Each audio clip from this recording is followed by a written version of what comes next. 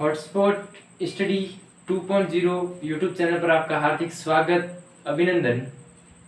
आज के इस वीडियो में हम बात करेंगे स्थिर विद्युत की सीरीज को आगे बढ़ाते हुए उसी कड़ी में द्विध्रुव आघूर्ण, विद्युत द्विध्रुव तथा इसके कारण अक्षीय रेखा पर स्थित बिंदु P पर विद्युत क्षेत्र ज्ञात करना। उससे पहले अगर आपने हमारे चैनल को सब्सक्राइब नहीं किया है तो प्लीज सब्सक्राइब करें, लाइक करें, शेयर करें और बेल आइकन को दबाना नहीं भूलें ताकि हमारे लेटेस्ट वीडियो आप तक जल्दी से जल्दी मिल जाए।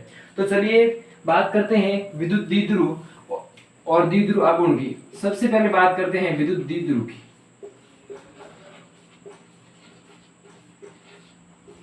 विद्युत द्विध्रुव इलेक्ट्रिक डाइपोल। इलेक्ट्रिक डाइपोल विद्युत द्विध्रुव क्या है?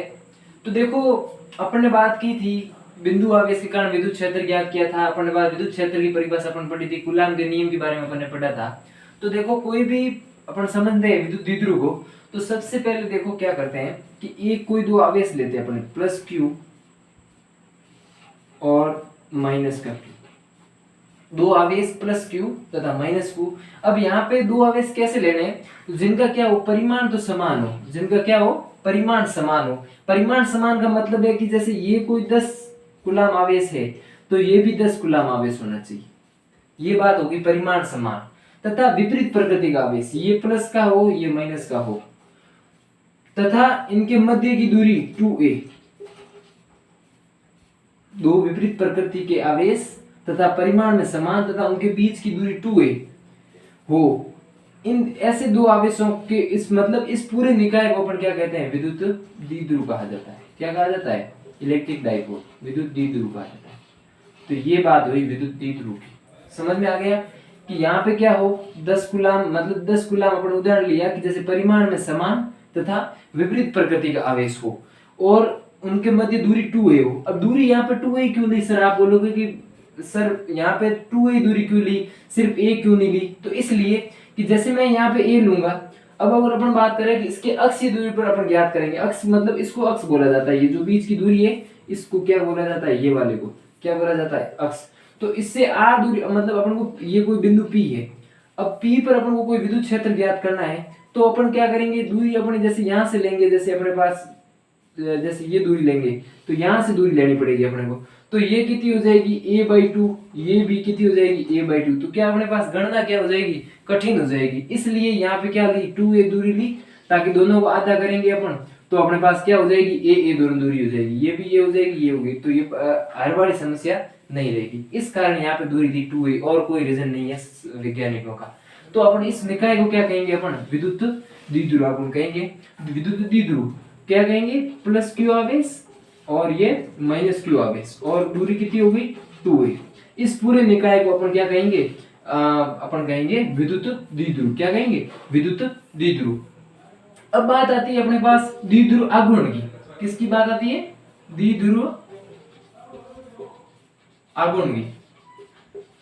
तो द्विध्रुव आघूर्ण क्या होता है? द्विध्रुव आघूर्ण क्या होता है, विद्युत द्विध्रुव को साथ में लेके द्विध्रुव आघूर्ण की अपन परिभाषा देंगे। तो द्विध्रुव आघूर्ण क्या होता है, विद्युत द्विध्रुव का एक आवेश। विद्युत द्विध्रुव क्या हो गया, का एक आवेश, कोई भी जैसे ले लो, प्लस क्यू ले लो। विद्युत द्विध्रुव का एक आवेश प्लस क्यू तथा उसकी दूरी 2a के क्या करते हैं, कि गुणनफल को क्या कहते हैं अपन, विद्युत द्विध्रुव आघूर्ण कहा जाता है। द्विध्रुव आघूर्ण कहा जाता है, अपन कह सकते हैं डाइपोल मोमेंट।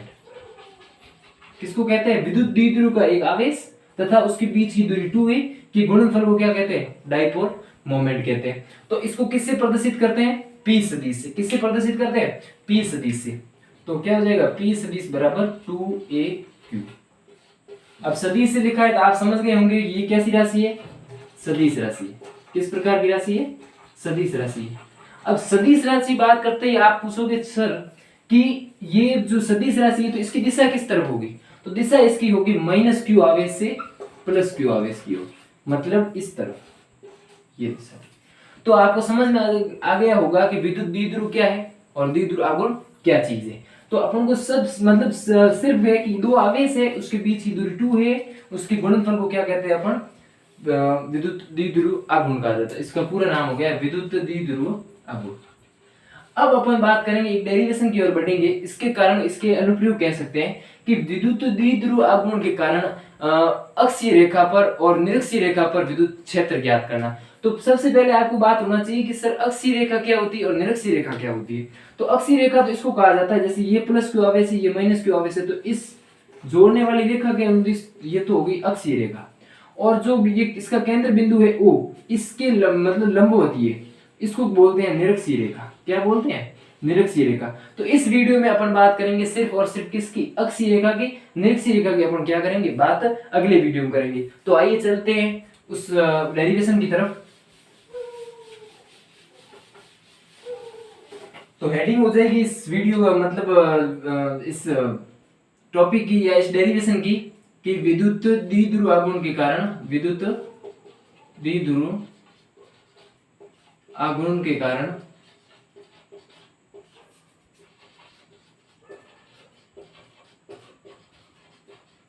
अक्षीय रेखा पर विद्युत क्षेत्र, अक्ष रेखा पर विद्युत क्षेत्र क्या। अब देखो ध्यान से समझना, बहुत इजी डेरिवेशन है, कोई विशेष इस डेरिवेशन में खास बात नहीं है। कि देखो सबसे पहले अपन कह रहे हैं विद्युत द्विध्रुव आघूर्ण के कारण अक्ष रेखा पर विद्युत क्षेत्र ज्ञात करना। तो सीधी सी बात है, अपन को क्या लेना है? एक विद्युत द्विध्रुव लेना है, विद्युत द्विध्रुव लेना। तो क्या लेना है? दो बिंदु प्लस क्यू तथा माइनस क्यू, और इस दोनों की मध्य की दूरी कितनी है अपने को पता है, कितनी है? 2a है। तो 2a है तो ये कितनी हो गई? a। ये भी कितनी हो गई? a। अक्षीय रेखा पर स्थित बिंदु, तो अक्षीय रेखा पर कोई अपन कह देते हैं ये इसकी r दूरी पर स्थित, इसके केंद्र से r दूरी पर स्थित, ठीक है। तो ये जैसे इसके ये बिंदु P है कोई ये, ठीक है, और इसके केंद्र से, तो ये केंद्र है के r दूरी पर स्थित बिंदु P पर अपन को क्या ज्ञात करना है? विद्युत क्षेत्र ज्ञात करना है। क्या ज्ञात करना है? विद्युत क्षेत्र ज्ञात करना है। तो कैसे ज्ञात करेंगे? देखिए कि ये हो गई प्लस क्यू आवेश, ये हो गई माइनस क्यू आवेश, इस r दूरी पे स्थित बिंदु P पर अपन को क्या ज्ञात करना है? विद्युत क्षेत्र ज्ञात करना है। तो इससे पहले अपन हमारे पीछे वाला वीडियो आपको देखना जरूरी है, इसका उसके बाद ही आपको ये समझ में आएगा कि मैंने पिछले वीडियो में बताया था। ये तो मैंने अपन को बात की थी बिंदु आवेश के कारण विद्युत क्षेत्र क्या होता है, बिंदु आवेश के कारण विद्युत क्षेत्र क्या होता है, आवेश के कारण विद्युत क्षेत्र अपने ज्ञात किया था अपन ने E सदिश बराबर KQ/r², ये अपन ने बात की थी। दूसरी अपन ने बात की थी कि जो पॉजिटिव आवेश है उसके कारण विद्युत क्षेत्र रेखाएं या विद्युत क्या होती है? बाहर की तरफ होती है। किस तरफ होती है? बाहर की तरफ होती है। और जो नेगेटिव आवेश है उसके कारण विद्युत रेखाएं क्या होती है? आवेश की तरफ होती है, अंदर की तरफ होती है। अपन बात करें किसकी तरफ? अंदर की तरफ होती है कि नहीं होती? तो ये दो चीज अपने इस डेरिवेशन को करने में काम आएगी। तो ये दो चीज आपको ध्यान होनी चाहिए। अगर ये आपको पिछले वाला वीडियो नहीं देखा है तो उस वीडियो में आप ये देखने का कष्ट करें। तो दूसरी बात आती है, ये पूरा अपना डायग्राम हो गया। तो अब अपन बात करते हैं कि प्लस क्यू आवेश के कारण विद्युत क्षेत्र किस दिशा में होगा, उसकी दिशा किस तरफ होगी। तो प्लस क्यू आवेश के कारण अपन को पता है, ये यहाँ से चीज लेंगे कि प्लस क्यू आवेश के कारण विद्युत क्षेत्र क्या होगा? बाहर की तरफ होगा। बाहर की तरफ होगा तो ये विद्युत क्षेत्र इस दिशा में हो जाएगा। किस दिशा में हो जाएगा? इस दिशा में, मतलब P से बाहर की दिशा में। तो ये हो गया इस प्लस क्यू आवेश के कारण विद्युत क्षेत्र। दूसरी बात करते हैं अपन कि माइनस क्यू आवेश के कारण। तो माइनस क्यू आवेश के कारण भी क्या हो जाएगी? दिशा आवेश की तरफ, मतलब ये माइनस क्यू आवेश तो ये माइनस क्यू आवेश की तरफ, ये प्लस क्यू बाहर की तरफ होगी तो ये बाहर की, तो ये हो गई E माइनस क्यू आवेश के कारण विद्युत क्षेत्र की दिशा हो गई। ये अपन ने बात कर ली इसके दिशाओं की बात कर ली। अब अपन को पता है कि विद्युत क्षेत्र, टोटल विद्युत क्षेत्र ज्ञात करने के लिए, परिणामी विद्युत क्षेत्र ज्ञात करने के लिए अपन इन दोनों को क्या करना पड़ेगा? अपन को योग करना पड़ेगा। लेकिन योग तो करेंगे, लेकिन इन दोनों की देखो दिशा क्या है? विपरीत है। क्या है? विपरीत है, एक दूसरे विपरीत है। तो विपरीत दिशा है तो क्या हो जाएगी? दोनों आपस में क्या हो जाएंगे? घट जाएंगे। तो घट जाएंगे तो अपने पास क्या आ जाएगा? परिणामी विद्युत क्षेत्र E सदिश आ जाएगा। क्या आ जाएगा? परिणामी विद्युत क्षेत्र E सदिश। तो देखो अपन पहले बात करेंगे प्लस क्यू आवेश के कारण विद्युत क्षेत्र, किसका फॉर्मूले का प्रयोग करते हुए? बिंदु आवेश के कारण विद्युत क्षेत्र का प्रयोग करते हुए प्लस क्यू आवेश के कारण विद्युत क्षेत्र। तो देखो प्लस क्यू आवेश के कारण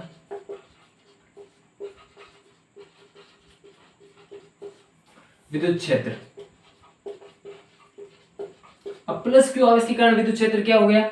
अपन को पता है क्या हो गया? E सदिश बराबर KQ/r²। अब r² की बात कर रहा है, किसकी बात कर रहा है? सिर्फ प्लस क्यू आवेश की बात कर रहा है। किसकी बात कर रहा है? सिर्फ प्लस क्यू आवेश की बात कर रहा है। तो प्लस क्यू आवेश से P की दूरी कितनी है? प्लस क्यू आवेश से P की दूरी कितनी है? तो देखो यहां से जो ये केंद्र बिंदु है इसका O से इसकी दूरी है कितनी? R, और ये कितना है आगे a, तो इसकी दूरी मेरे हिसाब से मेरे को देखने को मिल रही है कि ये दूरी कितनी हो गई r प्लस a, कितनी हो गई r प्लस a हो गई। तो मैं लिख दूंगा r प्लस a का स्क्वायर, होगी कि नहीं होगी। और यहाँ पे अपन को पता है k क्या होता है 1/4 पाई एप्सिलॉन नॉट, होता है कि नहीं होता है, वो अपन आगे बात कर लेंगे। अब दूसरी बात करते हैं माइनस क्यू आवेश के कारण विद्युत क्षेत्र। क्या हो गया माइनस क्यू आवेश के कारण विद्युत क्षेत्र। तो माइनस क्यू आवेश के कारण विद्युत क्षेत्र क्या हो जाएगा माइनस, ये माइनस की बात करें तो माइनस क्यू आवेश के कारण विद्युत क्षेत्र, तो माइनस क्यू आवेश के कारण क्या हो जाएगा k माइनस का q अपॉन आर स्क्वायर। अब देखो यहाँ पे r इस माइनस के कारण बिंदु P से, अब इस माइनस की P से दूरी कितनी है, तो देखो ये तो कितनी हो गई r और ये वाली कितनी हो गई a, तो इस दोनों को मैं माइनस कर दूंगा तो मेरी ये दूरी कितनी हो जाएगी r माइनस की a, होगी कि नहीं होगी। तो मैं लिख दूंगा r माइनस a का होल स्क्वायर। आई बात समझ में, ये हो गई प्लस आवेश के कारण, ये हो गई माइनस क्यू आवेश के कारण बिंदु P पर विद्युत क्षेत्र। अब अपन को क्या करा, मैंने आपको बताया कि परिणामी विद्युत क्षेत्र ज्ञात करना है, तो अपन को क्या करना होगा, इस E बराबर क्या करना पड़ेगा, E बराबर E1 प्लस E2। अब इनकी दोनों की दिशा विपरीत है तो क्या कर देंगे E बराबर E1 मतलब E माइनस E2। अब अपन बात आती है कि E1 को E2 में से घटाऊं या E2 को E1 में से घटाऊं, तो सबसे पहले अपन को जो बड़ा आवेश होता है उसको विद्युत क्षेत्र में से छोटे वाले विद्युत क्षेत्र को घटाना होता है। अब अपन को पता कैसे चलेगा कि बड़ा आवेश कौन सा है या बड़ा विद्युत क्षेत्र कौन सा है, छोटा विद्युत क्षेत्र कौन सा है। तो देखो यहाँ पे KQ है, इसकी अंश में मतलब KQ है। दूसरी बात आती है यहाँ पे R प्लस a स्क्वायर है और यहाँ पे R माइनस a स्क्वायर, ये बड़ा है ये क्या है छोटा है, R में से कम हो रहा है, ये R में से जुड़ रहा है। तो जैसे यहाँ पे देखो उदाहरण के लिए आपको मैं समझाऊं कि यहाँ पे 10/5 है, किस वाले में, इस वाले में, और इस वाले में कितने हैं 10/2। तो देखो बड़ा कौन सा हुआ, इसको सॉल्व करेंगे तो आएंगे अपने पास कितने 2, इसको सॉल्व करेंगे तो आएंगे 5, तो ये बड़ा हुआ, कौन सा बड़ा हुआ, तो अपन कहेंगे E plus Q greater than E minus Q, sorry less than, ठीक है। तो ये बात आती है अपने पास के क्यू अपन, तो अपन किस में से, अब आप समझ में आ गए होगा कि किस में से अपन कौन से वाले में से कौन से घटाएंगे, तो किस में से घटाएंगे माइनस क्यू वाले में से प्लस क्यू वाले आवेश को क्या करेंगे घटाएंगे, तभी अपने पास क्या आएगा रिजल्ट आएगा, परिणामी विद्युत क्षेत्र आएगा। क्या आएगा परिणामी विद्युत क्षेत्र आएगा। तो साथ साथ में आपको कॉपी में नोट करते नहीं, मैं पढ़ाते रहूंगा, तो पढ़ा रहा हूँ वो साथ साथ में आप नोट करते रहे, तो अपने पास आ जाएगा E1 बराबर E माइनस का क्यू माइनस E प्लस का क्यू। आई बात समझ में। तो अब मैं क्या करूंगा, यहाँ पे k का मान रख दूंगा 1/4 पाई एप्सिलॉन नॉट, और जो अपने पास आवेश था जैसे q है तो q से दोनों में कॉमन है तो मैं q को बाहर ले लूंगा। दूसरी बात आती है 1 अपन किस में से माइनस क्यू वाले में से कर रहे हैं तो r माइनस a का whole square minus 1/r plus a का होल स्क्वायर, ये कोष्टक बंद हुए। ये अपने आ रहा है, क्या आ रहा है परिणामी विद्युत क्षेत्र आ रहा है, क्या आ रहा है परिणामी विद्युत क्षेत्र अक्षीय रेखा पर, क्या आ रहा है अक्षीय रेखा पर। तो अब देखो Q/4 पाई एप्सिलॉन में तो कुछ करना नहीं है, Q/4 पाई एप्सिलॉन में तो कुछ करना नहीं है, वैसे के वैसे रखना है। अब अपन यहाँ पे r माइनस ए का whole square r plus a square का होल का क्या कर लेंगे अपन r से एलसीएम ले लेंगे, क्या ले लेंगे एलसीएम। तो यहाँ पे अपने एलसीएम आएगा r माइनस a का होल स्क्वायर और r प्लस a का होल स्क्वायर, आएगा कि नहीं आएगा। और दूसरी बात आती है यहाँ पे, अब इसको सॉल्व करेंगे आगे अपन, तो सॉल्व करेंगे तो यहाँ पे देखो r प्लस a स्क्वायर है और यहाँ पे r माइनस है, तो r माइनस a स्क्वायर से r minus a square cut गया तो पीछे बचा r प्लस का a स्क्वायर माइनस का r माइनस का a स्क्वायर। इसको सरल करने पर ये भली बात सबको आता है, कोई इसमें नया काम नहीं किया है। तो देखो अब आगे मैंने क्या किया, अब अपन को पता है एक फॉर्मूला होता है r माइनस जैसे a माइनस b और a प्लस b का फॉर्मूला होता है a square minus b square. तो अगर यहाँ पे a माइनस b दो बार हो, जैसे a minus b कोष्टक a plus b कोष्टक a plus b, तो मैं यहाँ पे ये लिख सकता हूँ a square minus b square का होल स्क्वायर लिख सकता हूँ, क्योंकि पहले सिंगल चीज थी तो मैंने यहाँ पे स्क्वायर नहीं किया, पावर 1 थी। अब यहाँ पे डबल चीज हो गई तो पावर कितनी हो गई 2 हो गई, तो मैं यहाँ पे भी लिख सकता हूँ r square minus a square का होल स्क्वायर लिख सकता हूँ, नहीं लिख सकता हूँ। तो मैं इसको आगे यहाँ पे इसको आगे यहाँ पर कर रहा हूँ, तो देखिए कि यहाँ पे क्या हो जाएगा Q/4 पाई एप्सिलॉन नॉट। अब इसको मैं आगे क्या करूंगा, सोल्व करूंगा। क्या करूंगा मैं आगे, इसके आगे सोल्व करूंगा। तो सोल्व करने पर मेरे पास ऊपर जैसे आर प्लस ए स्क्वायर को अपन को पता है ए प्लस बी का होल स्क्वायर की सरल समीकरण क्या होती है, A square plus B square plus का 2ab। इसी प्रकार a माइनस बी का होल स्क्वायर क्या हो जाएगा, A square minus 2ab plus का बी स्क्वायर। जो ये सरल समीकरण होती है, ये सरल समीकरण यहाँ भी उपयोग करेंगे। इस सरल समीकरण का उपयोग करने पर अपने पास आता है, ऊपर सिर्फ आता है 4ar, वो मैं नहीं करूंगा पूरे इस वीडियो में, आप कर सकते हैं। तो 4ar और इसको नीचे सरल करने पर मैंने आपको सरल समीकरण बताई, तो क्या हो जाएगा आर स्क्वायर माइनस का ए स्क्वायर का होल स्क्वायर। आएगा कि नहीं आएगा।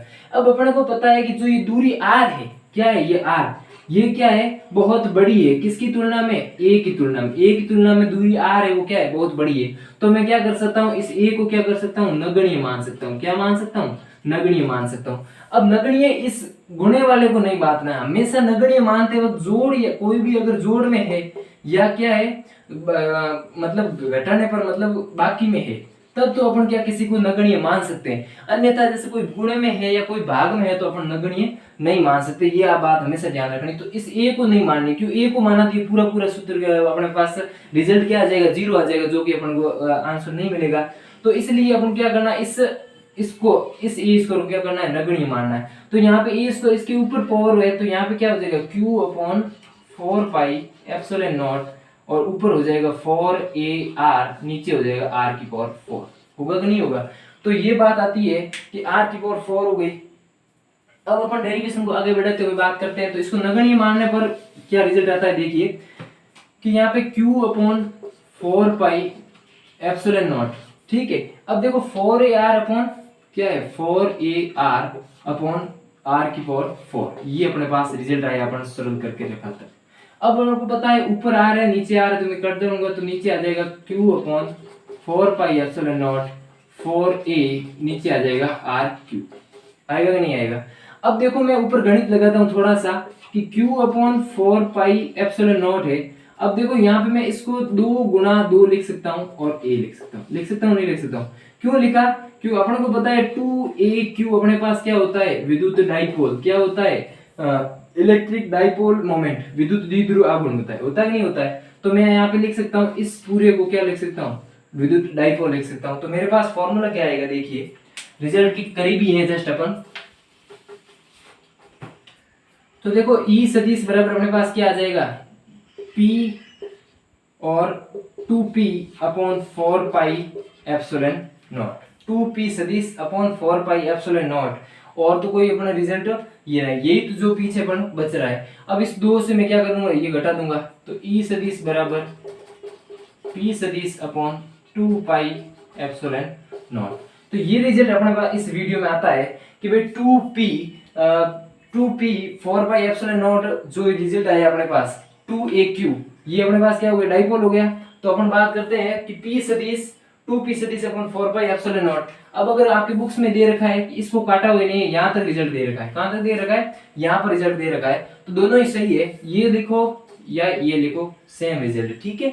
तो अपने पास अक्षीय रेखा पर स्थित r दूरी पर स्थित बिंदु P पर विद्युत क्षेत्र विद्युत द्विध्रुव आघूर्ण के कारण ये जो सूत्र आता है, क्या आता है, E सदिश बराबर P सदिश अपॉन 2 पाई एप्सिलॉन नॉट, ये आता है। अब अगले वीडियो में अपन बात करेंगे कि निरसीय रेखा के कारण विद्युत क्षेत्र के कारण मतलब P बिंदु पर स्थित बिंदु P पर विद्युत द्विध्रुव आघूर्ण के कारण विद्युत क्षेत्र क्या होगा।